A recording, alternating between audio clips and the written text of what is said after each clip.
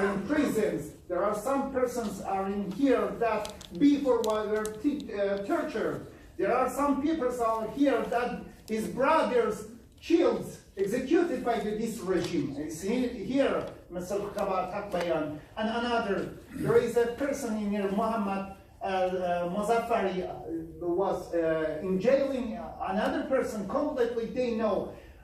We want to have good acknowledge about situation of judiciary in Iran that is not based on the law, is not based on the human rights. And at the moment, Iran is the big jail, is a big prison at the moment. 80 million people are in this jail, and please help the people of Iran to free Iran from this regime. Thank you very much.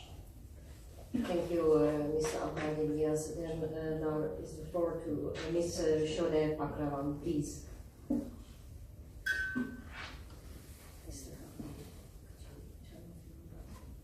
Yeah, thank you. I am ریحانه Jabari, 26 years old, with a noose hanging in front of me that I'm not afraid of. I write this letter explaining what happened to me, not adding anything to the truth or taking anything from it. I want to talk about what I said in court, but the judges didn't understand.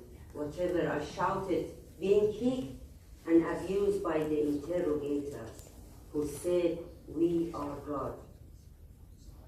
Someone in this world might listen to my voice and understand what was going on. I want people to know and judge after all. I want them to listen and tighten the noose if they want. I want them to know what happened to me at age 19 that caused me to no longer fear death. Ladies and gentlemen, these are some parts of my daughter's letters who was in danger of being raped by an Iranian intelligence service member. Tell me, please, if she was living in a European country, what would her destiny be? Would they try to heal her soul and help her to recover and return to a normal and happy life? But my daughter's destiny was something else. She was tortured and jailed for 7 years and 4 months.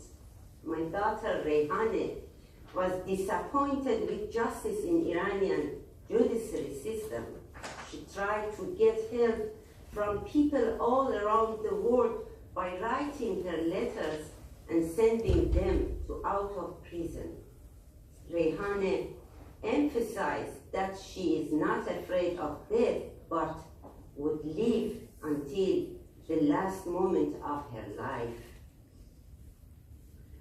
In her letters, she wrote about being flogged, also about pulling her nails. She wrote about the physical and psychological tortures she received just to force her to say one thing. The regime member didn't want to rape her, and she misunderstood.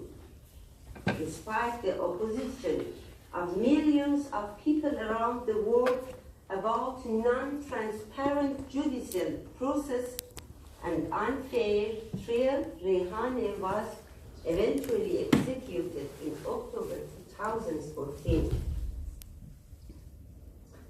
I would like to thank Mr. Ahmad Shahid, his colleagues, Amnesty International, and all the people who tried to stop the execution of my daughter at the time. I cordially express my gratitude to those who raised their voice against the unjust sentence of my daughter. More than 200,000 people signed the petition for her freedom. Hundreds of political and social activists and artists demanded her execution to be halted. From European Union, Canada Parliament, and US Foreign Ministry to the artists like Dario Fo and so many Iranian artists. ریحانه clearly said, maybe someone can hear my voice. In our modern world, all people living in all countries have responsibility to speak out against the injustices against humanity.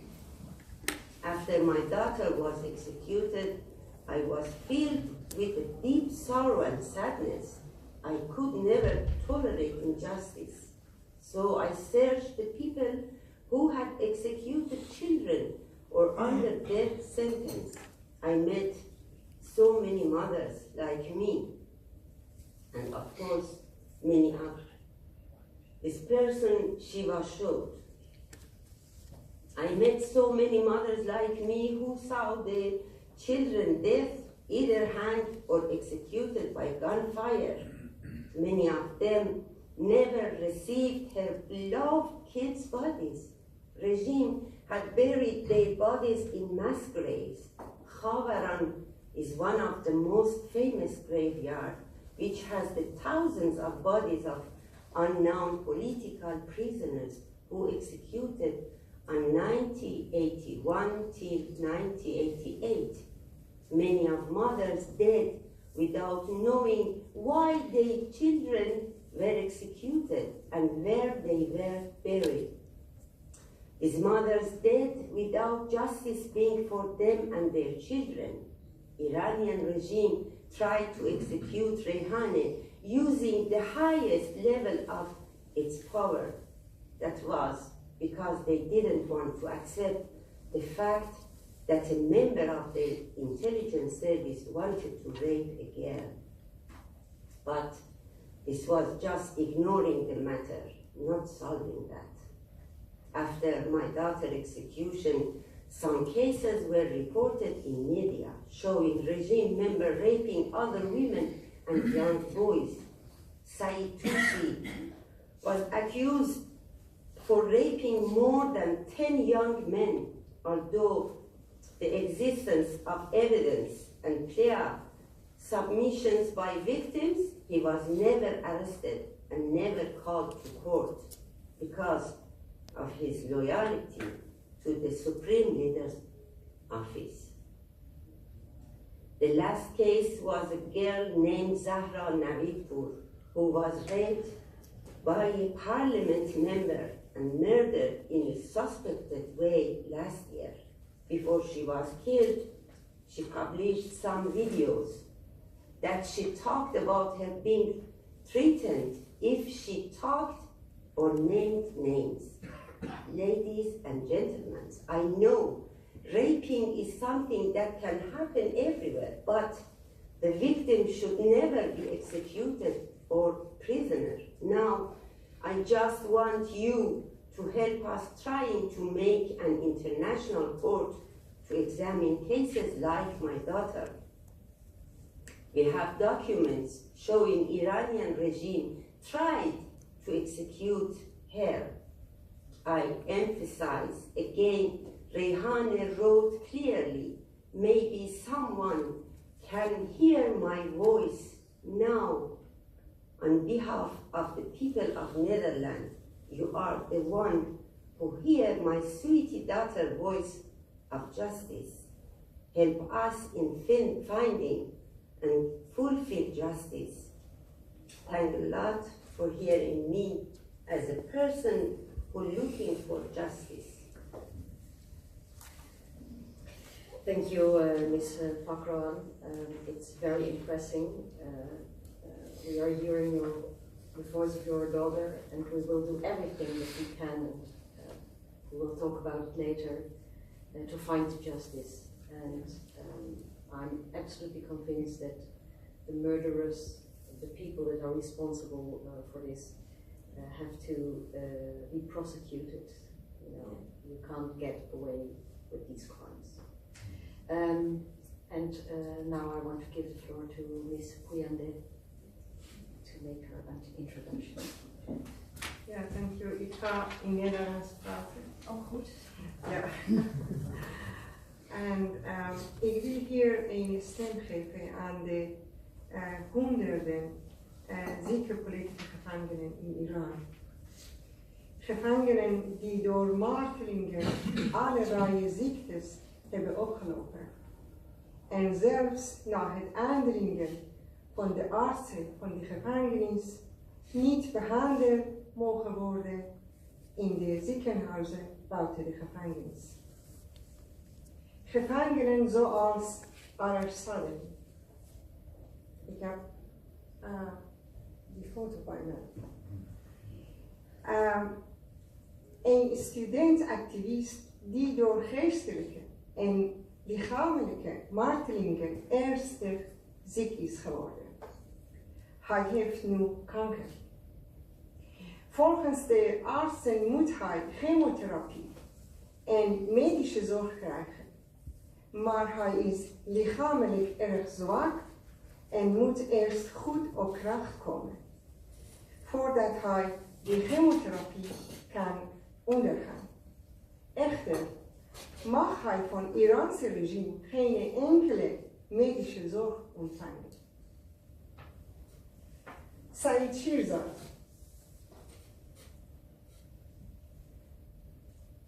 is een kinderrechtenactivist. Hij werd gearresteerd omdat hij opkwam voor de rechten van kinderarbeiders en straatkinderen. Hij moest meer dan 2 maanden in een isoleercel doorbrengen zonder enige contact met een advocaat en zijn familie. Het Iraanse regime beschuldigt hem van gevaar voor de nationale veiligheid.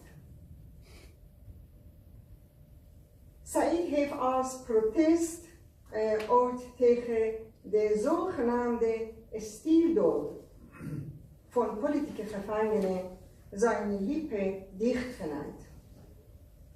Met de stierdood bedoelde hij het onthouden van de toegang tot elke medische zorg voor de gevangenen, mishandelingen en vernederingen voor de gevangenispersoneel, zelfs tijdens familiebezoeken.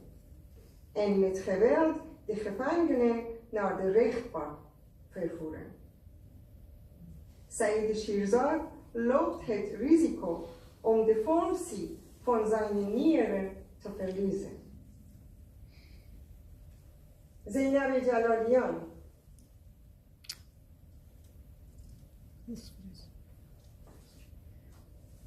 Zeynep Jalalian is een andere politieke activist die eerst de doodstraf had gekregen. Maar later werd haar straf omgezet in een levenslange gevangenis. Ze zit al 9 jaar in de detentie en heeft tot op heden geen verlof gekregen om haar familie te bezoeken. Ze wordt bedreigd met volledige verlies van haar zicht. Haar familie is overtuigd dat het verliezen van haar zicht een gevolg is van de martelingen in gevangenis. Ali Reza Golipur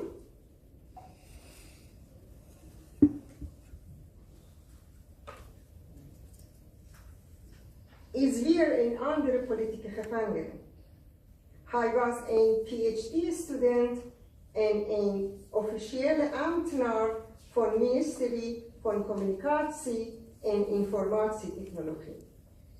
Na 8 maanden eenzame opsluiting is hij veroordeeld tot 39 jaar gevangenisstraf. Ali Reza is veroordeeld wegens het openbaar maken van financiële corruptie door een aantal overheidsfunctionarissen. Ali Reza is ernstig ziek aan zijn longen, hart en lymfeklieren. De rechter heeft tegen het advies van een medische commissie bestaande uit 11 artsen geweigerd om hem te laten behandelen en vrij te laten. Er zijn nog honderden andere politieke gevangenen die geen toegang hebben tot medische zorg.